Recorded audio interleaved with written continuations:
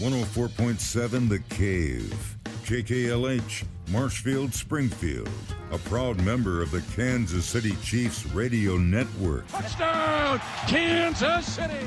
Now, it's time for Ned Talk. We are in the studio on the last day of February. Ned, my first question for you is, February seemed like the longest month of the year, even though it's the shortest? It's been the most dismal month, I'll tell you that. Yeah, you're not a fan of the snow either, are you? Nor the cold. Yeah. And we had the fullest extent of it in this month, so get it out of here. Ready for spring right now, today. We're joined by Stormy Davis. Stormy, how are you today? I'm doing good.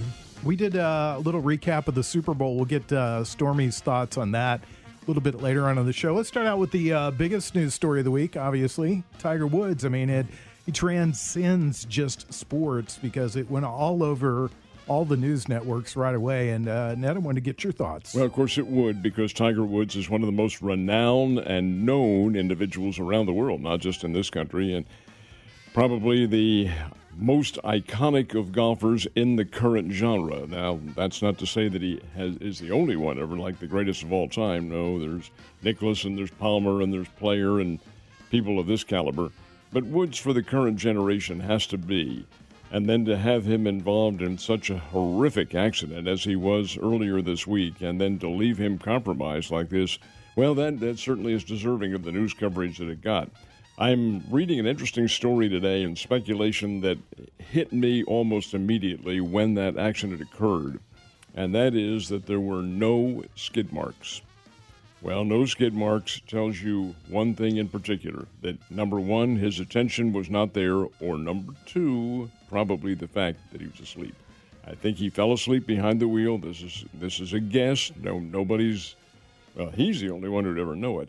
But there's another factor involved too, and that is the fact that he had multiple compound fractures. If the accident occurred and he'd been unconscious or whatever the circumstances, he might have had some fractures, but they would not have been compound. What makes them compound is he obviously awoke, applied the brakes, tensed his leg, and then when the concussion of the accident took place, that's when the breaks occurred. The breaks in the bone, that is. Mm-hmm. And I have to think that probably he was, for whatever reason, had fallen asleep. I don't think he was speeding or exceeding the speed limit by a tremendous amount. He may have been going maybe 5 miles over or whatever the case might have been. But in terms of the fact that he wasn't paying attention, I think is probably what's happened. But that doesn't, who cares? Yeah. The man has been injured, his career, who knows? He's a fighter.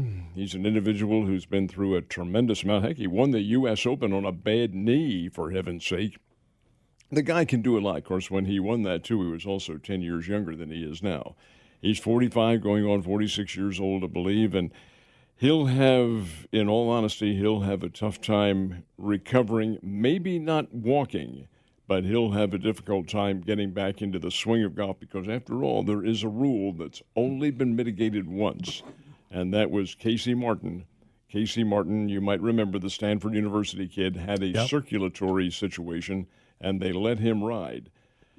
I don't know whether they'd make any amends for Woods or not in a circumstance like that. So assuming that he has to walk that course in some of the big events, this is even if he can come back, that's going to be difficult. When I saw the news events, when I saw the news stories and they showed the pictures of the crash, first of all, he was lucky to walk away from that. It was a bad accident. What'd you think, Stormy? I think Ned's analysis of it is right on the money from everything I read. It seems like that's best explanation is it fell asleep. I'm hoping there was nothing else involved, but there wouldn't have been. They would have found it now in the blood samples. And I'm assuming they've been taken and analyzed. But that's pretty much exactly what I went through when I read the thing, and that's pretty much it. And I of course wish him the best. He's a tremendous asset to the sports community, this generation, and to golf as a whole right now. So I hope he makes it back, and it'll be tough to get through. But like Ned said, he's a fighter, and I think he's got the ability to. So we had an off-air discussion last Sunday because one of the things I think one of the big topics that comes up with sports guys is GOAT, greatest of all time.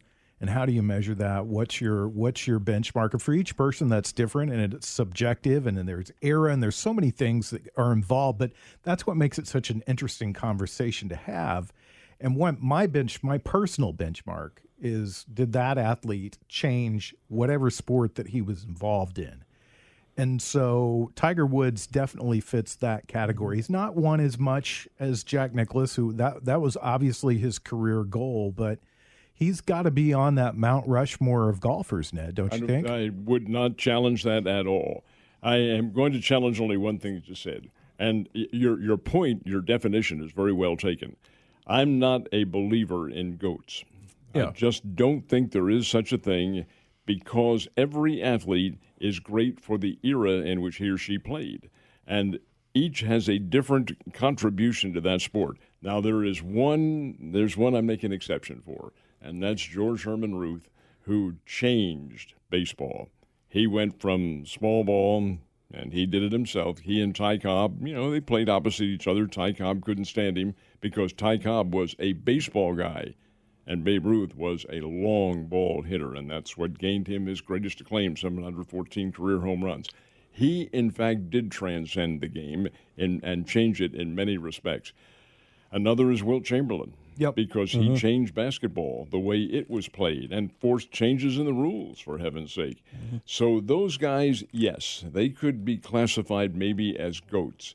Woods is certainly among the greatest ever. You have to say that he changed the way golf courses have been set up and the way that people and you see this whole generation of guys that are bombers. I mean, they come out and they drive it, and you've seen courses that the phrase tiger proof used to be used quite a bit. And a guy, obviously, he changed the game of golf. He also brought it into the zeitgeist for a lot more Americans than were previously interested in golf before. Well, the TV networks have shown that. They want Tiger Woods to play because their ratings are infinitesimally higher. And by the infinitesimal, I'm talking about percentages of people who wouldn't be watching. Well, they're way up when Tiger Woods competes in a tournament. I'm one of them. Yeah. I'm not a huge golf fan. I don't play the game.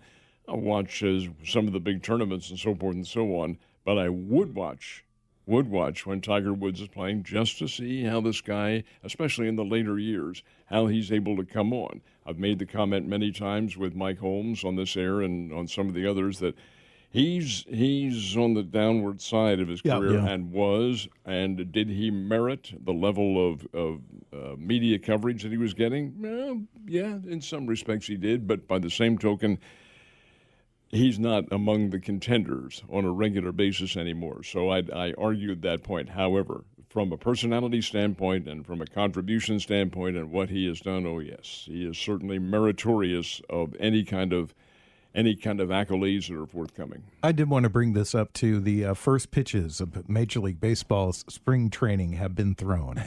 Cardinals are playing. Thank you. The Cardinals are playing the Nats right now. Stormy, were you a guy that tuned in and watched Tiger Woods golf whenever he was in his prime?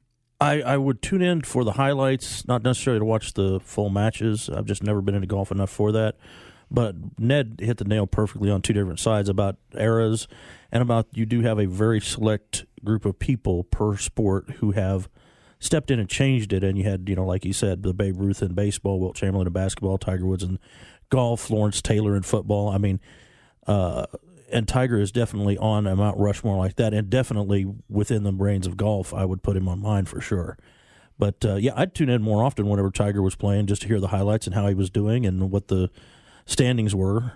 And it's been probably damn near pecked and Payne Stewart was playing when I really paid that much attention to golf.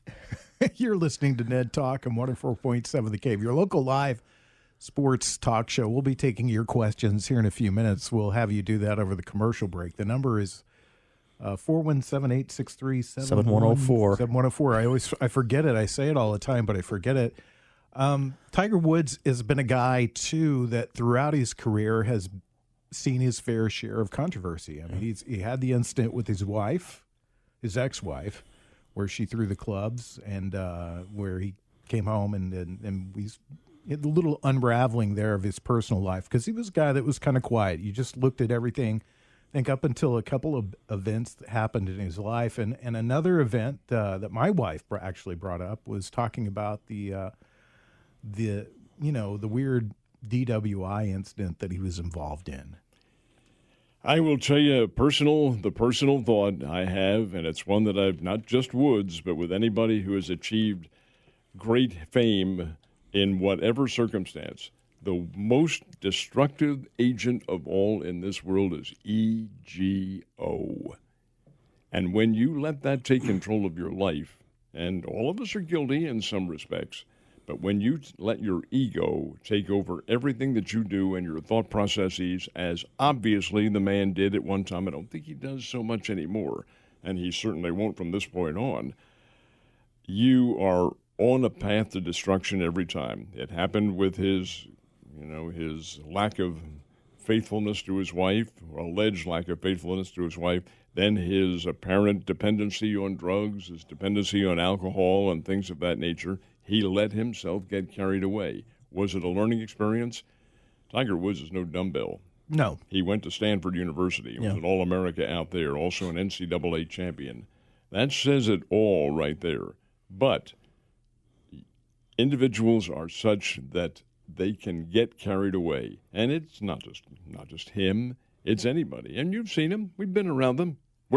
We're in the business of them, for heaven's sake. Yeah. And when that happens, when an individual gets so carried away with him or herself that they cannot understand a focal point in life, then you have reached failure.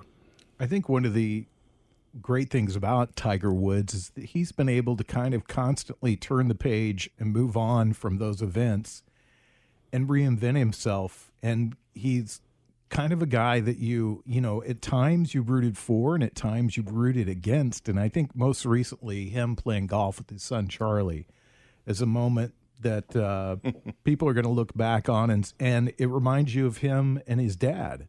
When his dad drove home that Tiger Woods was going to be a great golfer. From the moment that he was a child, he spent all his spare time with the club in his hand. I remember when he was on, and I think it was Tonight Show, if I remember correctly, with Johnny Carson. And Papa had the boy out there, and the kid, this is a small Tiger, swinging that golf club around. And he was obviously a child prodigy, athletically. Well, again, and bring up the point again, yes, you can appreciate that in a kid or an adult, but you also have to understand there's another facet of life, and you had better follow that direction. Yeah. Stormy, your thoughts on Tiger Woods and his troubles and his reinvention? Well, two things always tend to go with people who get that sort of fame is that, number one, there are more of the distractions and more of the temptations there. The bigger the fame you get, the more people want to be around you, whether they be good or bad or some other way. And then also the microscope gets a lot bigger. The more famous you are, you have more cameras, more microphones pointed your way. So if something comes up and something happens, no matter how big or how small, the media decides how much they want to cover it or how much they want to blow it out of proportion. So, we've heard celebrities who've gone through scandals, and the media keeps regurgitating it over and over and over. Luckily for Tiger, though, when he's had his incidents, like you said, he's been able to reinvent himself, and the media has let him move on, and they don't keep bringing it back up. So I think that's one of the benefits that he's kind of had on there. Well, there's another factor, and we're not going to discuss this at any great length, but he is unique. He is unique from an ethnicity standpoint. And that also made a very big difference with him right there. Well, it's something you almost have to talk about because golf is very much traditionally a white sport. Sure. Mm-hmm. And Tiger Woods came into it, and he brought a whole new audience of people into the sport and got people interested into the sport, not just African-American people or any other ethnicity, but younger people because, for a long time, golf was old white guys chasing the ball around a golf course, and it wasn't very exciting. And then he's the father of this younger generation of golfers who are a little bit different. I've got to tell you a personal story that did happen. This is about 15, 20 years ago. I was emceeing a celebrity golf tournament down in Branson. And it was in, I want to say, late August or early September. It was a big tournament, so it may have been the PGA National, which would have been in August. I can't remember, but we're in the clubhouse, and I'm getting ready to introduce the celebrities, one of whom was the late but legendary Charlie Pride. And great guy. I mean, had wonderful conversation, easy to meet, and all that sort of thing. Well, it comes his time to go out on the golf course, and he holds up his hand to me and says, I'm not coming yet. I said, is there a problem? He says, yeah, I'm watching Tiger Woods. I want to watch this. Right? That did happen, guys. That's a true story. That's I think that speaks a lot to an athlete and how he's changed sports and what he's done for sports. We're going to have a roundtable discussion a little bit later on in the show. Our topic today is we're going to talk about athletes who've had their career or even their life cut short by accident and things that they did outside of the sport. So we'll talk about that a little bit later on. We'd like to hear from you. Got a call, 863-7104. We'd love to hear from you. More Ned Talk on the way next.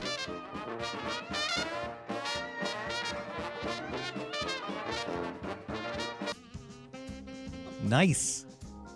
Cardinals are on our sister station, The Bull. You can tune over and listen to that game right after you get done with us. Wait till you're done with us, okay? That's all I have to ask. Ned Reynolds, Stormy Davis, Joe Westen. We're talking sports, and it's not the time of year we usually talk about football, but we're going to talk about football because there's some spring football happening right here in our part of the country. It is historic, no question about that. This old reporter is hopeful that it's only 1 year, and because spring football does not fit into the circumstances that we're accustomed to the genre and so forth and so on. But it is what it is for this year. It's for 1AA or FCS teams and Division II because many of them, if not all, canceled out. Anyway, Missouri State got a win yesterday. They go on the road to Macomb, Illinois, and defeated Western Illinois University 30-24. That's the good news for Bobby Petrino, his first win as a Missouri State Bear. And, I looked at their schedule for the fall, and I can't remember if Western Illinois is on there. I think they are, but be that as it may, the Bears beat Western Illinois. It's good news that they won. The not-so-good news is that Western Illinois is the virtual unanimous choice for last place in the conference. The Bears had a 14-0 lead on that team and let it get away. They let it get away with turnovers, and Coach Petrino told me on a recent interview, he said that's the one thing we being the Bears, have to guard against is turnovers. Well, had 3 of them, 3 in a row in the second period, and Western Illinois came from a 14-0 deficit to a 17-14 lead that was later on tied by the Bears at 17-all. Well, it went back and forth from there on in. Bears showing some very good offense, some key defensive plays, and held on to win it 30-24, but they had to come from behind twice to do that to a team that is not tremendously highly regarded in the Missouri Valley Conference. The good things, Jaden Johnson, the freshman quarterback, the redshirt from Southern Mississippi University, and a recruit by Coach Petrino at Louisville, did show some good signs. He passed for almost 300 yards. Wow. And his passing average was pretty good. The running attack was good. Some good defensive plays by the Bears, but also those turnovers. You've got to watch out for them. In fact, one of Western Illinois' touchdowns was a fumble that was picked up by a defensive guy who went 70 yards for a score. You just can't have that sort of thing. So how good are the Bears? Hard to say. Very hard to say. They probably are better than what they were last fall when they lost 3 games, 2 of them to Central Arkansas and 1 to Oklahoma. Well, you knew you were going to lose to Oklahoma. That's a given. But the Central Arkansas ones, the Bears had chances to win both those games and did not do it. Maybe they have turned that corner. We're going to find out, I think, this coming Saturday. The Bears play their first home game. It's, I believe, a 1 o'clock start, if I'm not mistaken, at the Plaster Sports Complex. And in town is the 8-time reigning national champions of 1AA football, the North Dakota State Bison. The Big Green from Fargo, North Dakota, and they look like the Green Bay Packers. That's exactly how they dress. Yesterday, they did not play like the Green Bay Packers. North Dakota State lost for the first time in 39 consecutive games. 39 straight wins is what they had had. Now, where does that fall into the scheme of major winning streaks? Well, the all-time record is 47. and they came within a whisker of beating that one. The 47s held by the Oklahoma Sooners back in the 1950s, Bud Wilkinson's team of, Tommy McDonald and Clendon Thomas and some great stars on those teams. Notre Dame ended their streak. Well, Southern Illinois ended North Dakota State's streak and did it decisively, not on a fluke, 38-14. Now that North Dakota State team plays here on Saturday, this coming Saturday. This, I think, is going to be a barometer of how good Missouri State is and whether or not they fit into that scheme, because this will be a beatable championship team that's coming in here. I can't recall the last, if I've ever heard of a Missouri State quarterback throwing for 300 yards in a game. That may be more than all combined 2 seasons ago with Missouri State quarterback.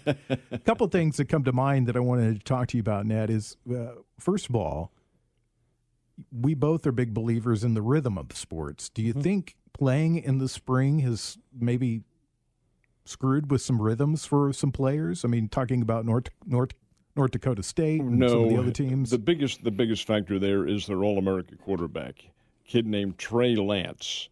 Trey Lance left school in December to declare for the National Football League draft, and he will be a first-round draft choice. The fact they don't have their starting quarterback, and, you don't just go out in the cornfield and pick out a starting quarterback. They've got to be nurtured.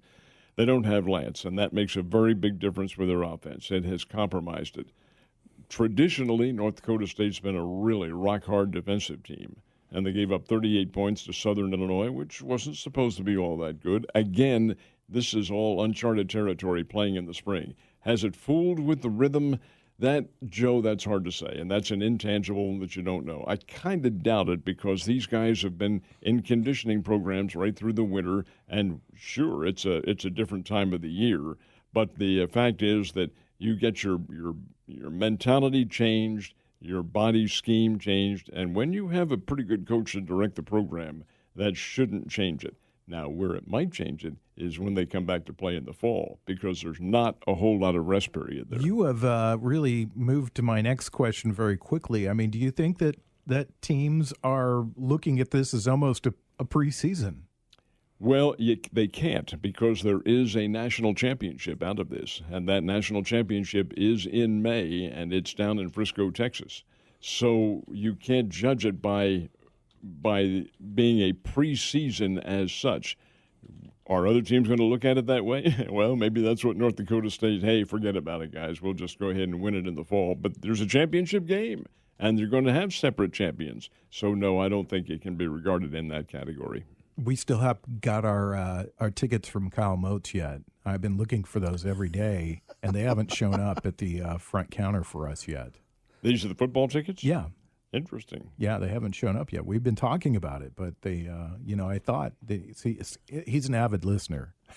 I know that he's riveted to the radio right now. Stormy, did you get a chance to take in any of the game or read about it, or your No, thoughts? I just saw it today where the score came in, and glad to see them get the win, especially for the kids on the team. That should be a good motivational booster for them and the time they've had off and the training they've done. And it'll be interesting to see how both teams react next weekend. One team that's not necessarily used to the wins coming in off of a win, and then a team that's not used to losses coming in off of a loss. I can tell you as a former coach and a GM that sometimes that motivates the other team that lost last week to play 2-3 times harder this week. And so it could be a bulldozer that comes through for all we know. But it's just spring ball is just something very new in the collegiate effort, and I don't know how everybody's going to handle it.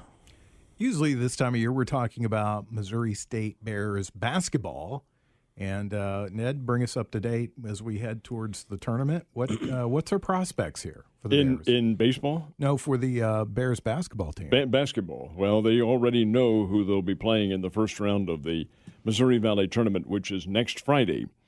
And the Bears will play in the 8 o'clock game. Things have been changed from a time standpoint because of television. Normally that's the last game of the quarterfinal session. It used to begin at 8:30, but this year it's going to be 8 o'clock. And the Bears will play Valparaiso in the first round. Missouri State clinched third place in the Valley by winning on Friday. They did not win last night. Evansville came back and beat them, I think 72-63, I think was the final score, somewhere in that vicinity. And I'm sure that while it doesn't make a difference in the standings, I think it probably does in the Dana Ford mindset of things. They don't go out and lose any game, guys. Any game. I don't care what the situation is. Yeah. But they did. They dropped that one. Valparaiso bothers me because they're not great, but they also aren't all that bad. They're the kind of team that can really give you trouble. And that's who the Bears will play, 8 o'clock on Friday, and that will complete the quarterfinal round. Semifinals are the next day, Saturday, and the championship game on Sunday. And, of course, as everybody knows, the champion of that tournament is the automatic qualifier into the NCAA. If it's somebody other than Drake or Loyola, then we have an interesting circumstance to see. But I do think with a little bit of luck, the Bears have some chances to get in a tournament. I don't know whether it's going to be the NCAA or not. That's very chancy. NIT also is chancy because the field has been reduced this year from 32 to 16. And the NCAA owns the NIT tournament. So they'll have the invitations out and marked, and they only want the top teams who aren't going to make the big dance into their show. Well, we'll see. You never can tell what's going to happen. Lady Bears, what are your thoughts on them as they approach the tournament? They are a lock for the NCAA, in my opinion. First of all, they're without question the best team in the Missouri Valley Conference. They are rolling along. They play, as a matter of fact, this evening against Loyola over at the JQH Arena, if I'm not mistaken. This is their final regular season home game. They finish up on the road, I believe. But they're very good. Coach Mox has done a terrific job with this team. They have excellent athletes. They have one thing that Missouri State teams have not had in the past, and that is a big size advantage on the baseline. Now, you don't usually equate that with ladies' sports, but in the case of the Lady Bears, you do, because they are very big and they are very physical, and that's how they'll wear you down. Now, the Lady Bears, I think, would be in the NCAA tournament regardless. That's going to be played in a bubble, as the men's tournament is. The ladies' bubble will be in San Antonio, Texas. The men are in Indianapolis. And you get down to the D2 level, where I think the Drury Lady Panthers have a tremendous opportunity to maybe go to, quote, the very top, end quote. But we can talk about that later. Well, let's talk about right now with Stormy, because he's our resident Lady Panthers fanatic, shall we say. Well, they have locked up the GLVC regular season title, and the GLVC tournament starts this Wednesday evening.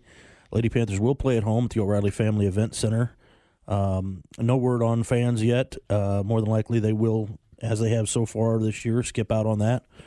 But they have done excellent. I mean, just to give you an idea, it came up a little while back that the 4-year seniors that we have right now are playing with a 114-5 record, and that is just wild. And plus, they are the 4-time in a row GLVC champions, so a chance here to win it a 5th in a row, and they have an excellent chance of doing so. And with this, number one, they'll be playing at home as long as they keep winning. So they've just had a tremendous season, 16-1. And yesterday, a little bit of a different game, because normally Drury has a lot of power off the bench. Yesterday, no points off the bench, just the starting 5 were the ones who scored, but still got a great win yesterday. They ran Quincy out of the ballpark, though. Well, they did. But it's normal that we do get quite a bit of good points off of the bench as well. But with this team, it just doesn't seem to matter. They just find a way, with the talent they've got, to keep on just putting points on the board and eventually just outrunning and outworking the other team. Coach Egan has done a very nice job with this team. She took over from Molly Miller when Molly went out to Grand Canyon, but they are kind of mirror images of each other with the coaching philosophy, and that really makes the big difference. Who is the favorite to win the tournament in the ladies' tournament that the Panthers would be in? Well, it would have to. Are you making reference to the conference? No, I'm talking about the national the whole tournament thing. Yeah, it would have to be Lubbock Christian. Yes, Lubbock Christian from Lubbock, Texas, is the last team to beat Drury in national competition, and that was in the national semifinals 2 years ago. Of course, they didn't get that far last year. Nobody did. But this Lubbock Christian team traditionally and annually seems to have a very, very solid outfit, and they're well coached. They know what's going on. I would think they'd be the biggest challenge. Well, we've got our – go ahead. Sorry. Oh, and also the men's basketball program over at Drury. At the last time that I saw and talked to someone, they were in 8th place in the GLVC, which does qualify them for the GLVC tournament. But we had to see how the points came out yesterday, and I haven't gotten word where that sits right now. So at least the Lady Panthers will be moving on for sure. So a lot of local sports for people to get themselves involved in. And that doesn't even mention that the Missouri State Bears baseball team is underway and playing too. And been over to see their first two games. One was on Friday and the other's yesterday. They are playing this afternoon, weather permitting, and I think it's probably going to permit. The Bears are playing Central Arkansas on Friday. Got the big hit, which was a bases-clearing double to come away with the victory in that one. Yesterday, they couldn't get the big hits. But how many times are you going to go unbeaten playing in baseball? There's so many games, so many oddities can happen. Yeah. And Central Arkansas did beat them yesterday 5-2. I knew the Bears might have a tough time when in the first inning they loaded the bases against Central Arkansas with nobody out and did not score. That usually doesn't resonate very well, and it didn't yesterday. 3-1 start. So they'll be playing again today, this afternoon, over at Hammonds Field. So if you feel like getting out, guess you can go out and enjoy that. Exactly. We'll have a roundtable discussion in just a minute. If you want to get involved, the number is 863-7104. You're listening to Ned Talk.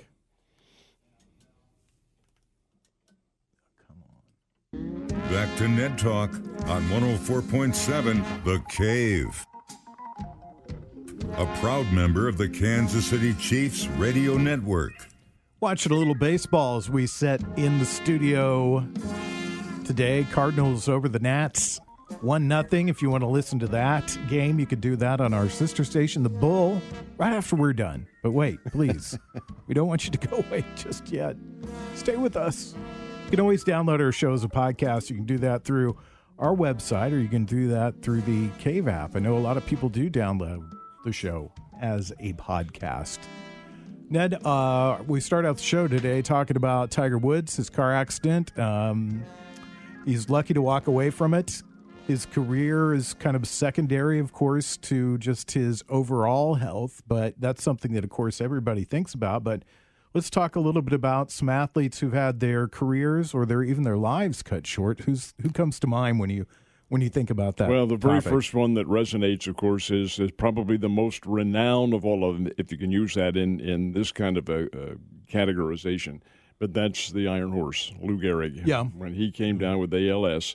Now, he was probably on the downside of his career. He's 36 years old, but he was a big, physical, strapping individual, very conditioned, could still hit home runs, could still hit, and his buddy Babe Ruth had already retired and moved on.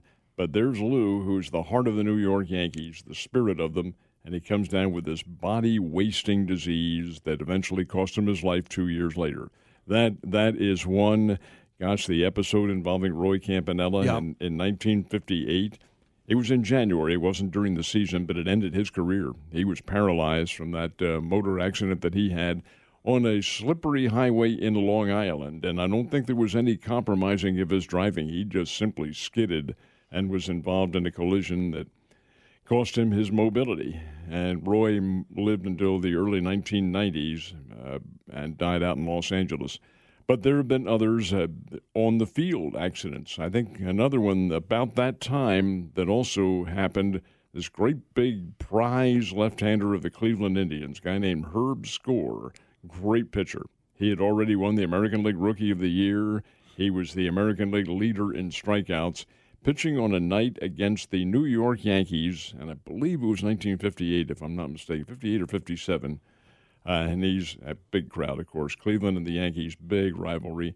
And Score was American League All-Star, two-time, young, good-looking guy.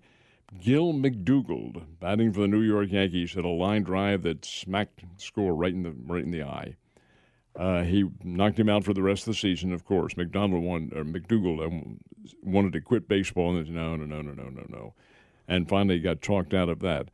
Score did come back. He did come back to play, came back to pitch, was not quite the same pitcher that he was. As a matter of fact, he finally left the game with a rotator cuff injury that many thought may have been the result of his changing his motion in a way to guard against any other line drives. He said no. He said the rotator cuff injury occurred because he had a pulled tendon in his arm and he tried to change it. But whatever the case, Score went on to the broadcasting career. and he eventually passed on here a few years ago. Another one's Tony Conigliaro of the Boston Red Sox. My gosh, here's a guy in the mid-'60s who was the conquering hero in Boston. He's from Boston, from that area. And he, in 1967, he'd already won an American League Home Run Championship the year before. And here he is, part of that magic Red Sox team that was going to go on to play the Cardinals in the World Series. Conigliaro and Yastrzemski and Rico Petrocelli and all these people. He got hit, he being Conigliaro, hit in the eye on a pitch by Jack Hamilton, former resident of Hollister, Missouri. And indeed, while it did not end his career, he came back. Conigliaro came back, and year and a half, 2 years later, started to hit some home runs, but he never quite reached that edge again, and he did succumb to a heart attack and a stroke a number of years ago. There have been other instances on the football side. I'll play a little game with you. Okay. A guy named Vincent Jackson had his career cut short. Bo Jackson. Yeah. Everybody knows him by Bo. Well, he's Vince Jackson. Vincent Bo Jackson, the Oakland Raiders, Kansas City Royals. Here is a guy who could have done so much and did so much when he was healthy, who played after he had a hip replacement. Now, who does that? Who can possibly do Bo that? knows. Bo knows, and Bo does. Well, still, though, he was never quite the same after the football accident, and it was more or less an accident because it was a routine tackle, or at least it appeared to be, but he had the muscle sheath ripped away from his hip, and that really did cost him. There have been others as well, but I think those really resonate more than anybody. The one that sticks out most in my mind, Thurman Munson, because I'm a huge Yankee fan, and he was one of my favorite players growing up as a kid. Off day in Ohio, he had taken up flying, and he and some friends went up flying. And just recently, in the past few years, we found out that his friends went back to try to save him. He was still alive, and he knew that he was going to die, and he told them to go on, that he would be all right.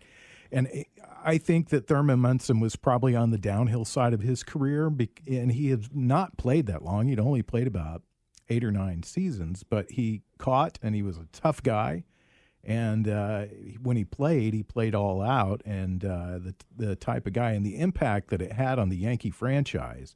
I mean, his locker is still intact at Yankee Stadium. They moved it from the old Yankee Stadium to the new Yankee Stadium. They left it as it was, and the night that they were supposed to play, the Yankees played at home. Nobody came out to play the catcher's position initially when the game started, and think how hard that was. Now, let me ask you a trivia question. Do you know who the catcher was that the Yankees signed to replace Thurman Munson? Yes, do you? I do not know. Rick Cerrone. Boy, there's a name a non-luminous name from the past. yeah, Rick Cerrone certainly was not a Thurman Munson. Lyman Bostock is another guy that comes to mind. Bostock, yeah. And he's a guy that not a lot of people know. I mean, he signed a big contract. He looked like he was on the uphill side. You and I talk about this a lot, and a lot of people don't remember the old Sporting News magazine, but there was an issue of Sporting News magazine with Lyman Bostock on the cover, and he is wearing sunglasses that had dollar signs painted on them because he'd just gotten a huge contract, and he was shot to death on an off day. And it was apparently, a shocking thing. The thing about it was apparently a mistake. Yes. Here's a guy with the Minnesota Twins who was really coming on. He was going to be a big star. Yeah. Already was a star, and somebody mistook him for somebody else. They were with a female of some sort. The story that I've heard over the years is that he had gone to a house to meet some friends, and this woman was at the house, and she wanted to ride somewhere, and he said, sure, you can ride with us. And she got in the car, and her husband was very jealous, thought that she was cheating on him, and he was actually trying to shoot his wife, but he ended up killing Lyman Bostock instead. So, gosh, what a real tragic story. Darryl Stingley's another a guy that his career ended on the field in the NFL. With Jack Tatum, absolutely. And here's Tatum, who was nicknamed the Assassin, and it wasn't his fault. It was a perfectly clean hit. But here's Stingley, a one-time All-American at Purdue, running a crossing pattern over the middle with the New England Patriots. And the assassin, Jack Tatum, laid him out, but he also paralyzed him in doing that, too. Yep. But it was a clean play, and Tatum, later I know, felt bad about doing that. Stingley's no longer living. He passed away, I think, about 6 or 7 years ago, somewhere around there. But, yeah, another career that's been cut short. Anything can happen in the field of athletics. Ray Fosse, another, and career cut short by his friend. Changed.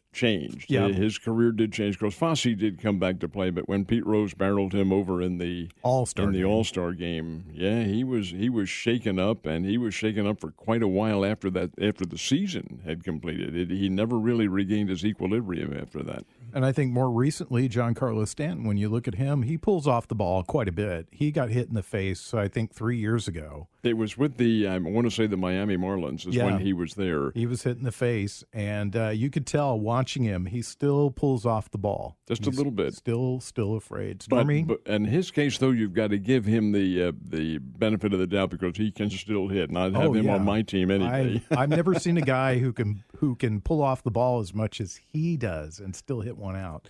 Stormy, anybody come to mind for you? Oh, my goodness. This one actually brings up an awful lot of laundry list from my old second family and 23 years behind the scenes in pro wrestling. I can give you just a huge number of these guys. And no matter what you think of the industry, these are still athletes and professional athlete quality. But I'll tell you two of the ones that stand out in my mind. I'll give you three. One of them, of course, Payne Stewart, local guy. Then you think about the Intimidator Dale Earnhardt.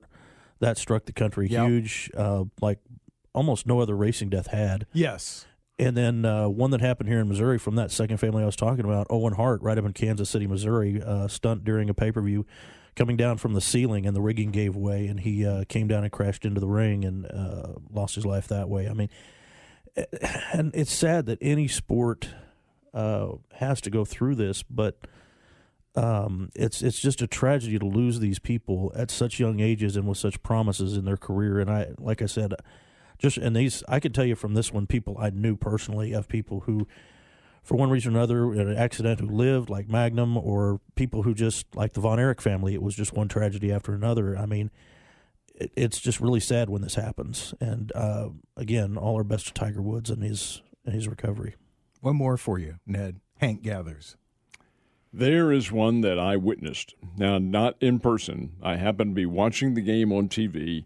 It was is it West Coast Conference or the Western Athletic Conference? I've forgotten which it was, but Loyola Marymount. And Loyola Marymount had a storied team back then under Paul Westhead. They did not play any defense. No defense at all. It was all offense. And Hank Gathers and Bo Kimball were the stars of the team, both Philadelphia guys. And they had gone out to Loyola Marymount to play. And here's Gathers. Oh, gosh. Out on the court. He's one of the nation's leading scorers, already tallied something like 25 points in this game, and suddenly he just collapsed, just fell on the floor and went into spasms, and nobody knew what to do. Well, it was obvious he was having an episode out there, and he never regained consciousness. He had a cardiac episode, and this is a guy who is a conditioned athlete, 6'8", 6'9", somewhere around there, and probably 210, 215, just a marvelous physical specimen, a tremendous basketball player, and yet you don't equate that with the cardiac seizure that he had. They do think drugs were involved in that particular incident, and that did cripple the Boston Red Sox for several years. Boston Celtics. You're thinking of Len Bias. Len Bias. Len okay, Bias. I'm sorry. That's not Gathers. No, Gathers did not have any substance. His was. It was Len Bias. I'm sorry. Yeah, Bias had the cocaine, and perhaps some other elements too. But in the case of Gathers, no, his was probably Marfan syndrome, which is a narrowing of the heart vessel that. I'm not going to go into the technical aspect of it, but it's a congenital problem. We will come back and recap the show, kind of get Stormy's thoughts on the Super Bowl. You're listening to Ned Talk, 104.7 The Cave. Back to Ned Talk on 104.7 The Cave. A proud member of the Kansas City Chiefs radio network. 3-1 Nationals over the Cardinals right now, but who cares? They're playing baseball. It's warm. The boys of summer are in spring mode. Very exciting. Don't say that. That rankles me, and I'll tell you why. Boys of Summer is a specific group. The Dodgers. The Dodgers of the 40s and 50s. Roy Campanella was one of the Boys of Summer. It is not a generic term for all baseball. Don't be rankled. It's just the name of a book, but they're all the boys of summer when they go out there to play. It's tradition. It's poetic. It's baseball. So we just love it. Ned's got to be. You just have to be that way, don't you? A curmudgeon? Yes, I do. He's good at it. You need to stop it. No. What can we do to what can we do to help you not be a curmudgeon There anymore? is a right and there's a wrong, and that's wrong. They're all the boys of summer. He's been doing that for 30 Yeah. years. Come on. Yeah. All right, Stormy. We talked to everybody last week about the Super Bowl. Let's get your thoughts real quickly. What you know? Well, I'm kind of glad you waited because I'm not sure what kind of you extra recovered expletives yet? I would have thrown in there because I was not a happy camper and a little bit surprised my neighbors didn't call me on some of the noise. But no, I'll admit, just absolutely shocked at the play and the outcome of it. I was not expecting that kind of a force to come at us at all. I was not expecting their defense to play like they did at all. It just seemed like the only time I really have a specific play is that interception that got called back right there in the second quarter. I thought, okay, here's a great turning point play that can inspire the team, that can go all this, and we get a very, very late flag. I'm not going to go into the whole referee thing. It's just I'm not going to do it. I've gotten over that part of it. The game's done, and we are still one of the best teams in the NFL. So I'm proud of the team for getting as far as they did. I mean, you got to the Super Bowl. That is saying something, no matter what the outcome. And look at what happens this coming season, and what happens in the when they all report to camps and stuff. So I mean, I'm going to try to get out the anger and try to look for the sunshine on the horizon. Pass on congratulations to Patrick Mahomes and his girlfriend, yes. Sterling Sky. They welcomed her into the world. I heard a funny story. I don't remember where I even heard this at, but somebody was absolutely convinced and had told somebody else. It's a hearsay story. Go. That Patrick Mahomes and his girlfriend got married in a like an RV outside of the Super Bowl. It happened. It happened. They flew her in. They got in the RV. They got married. That's part of the reason why he was distracted. I heard that story from somebody. So, RUBBISH. What's that spell? Rubbish. That's not the case at all. No, I'll tell you what did happen to them. Mahomes, with the fact that he had no offensive line in front of him, they played like a sieve. Ole, watch out, Patrick.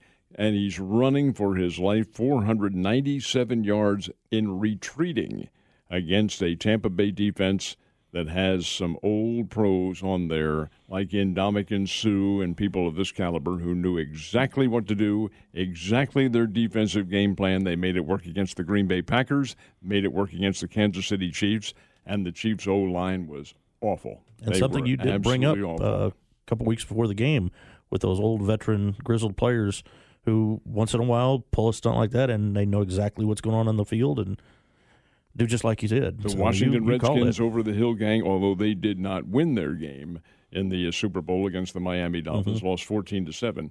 But still, this was very similar circumstance. You got Tom Brady at 43 years old, Gronkowski, Sue, who we talked about. There are several others on that Tampa Bay team. Can they repeat? I think that's a stretch, a real stretch, because there are some young and up-and-coming teams. Case in point, Buffalo Bills and Cleveland Browns. Yep. Watch out for them. That's where the Chiefs have to worry. Final thought.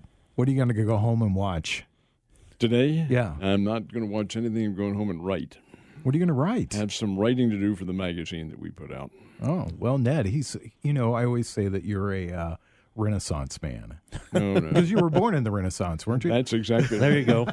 Stormy, Me what are and you going to Martin go home and Luther do? and people. I'm going to listen to the St. Louis Cardinals play ball over on their sister station and start doing some work as our semi-pro football team here in Springfield kicks off their season on April 10th here in town. So that's right. You can tune over officially now and listen to the St. Louis Cardinals spring training on their new home, our sister station, The Bull, but hang out for classic rock, too, if you feel like it. Ned, I'll see you next Sunday. Stormy, yes, see you in a couple of weeks. It's Ned Talk, 104.7 The Cave. Thanks to Scott Meyer, Corbin Campbell, Mike the Intern, and Nick Fury. We'll see you guys next Sunday. Listen to us as a podcast.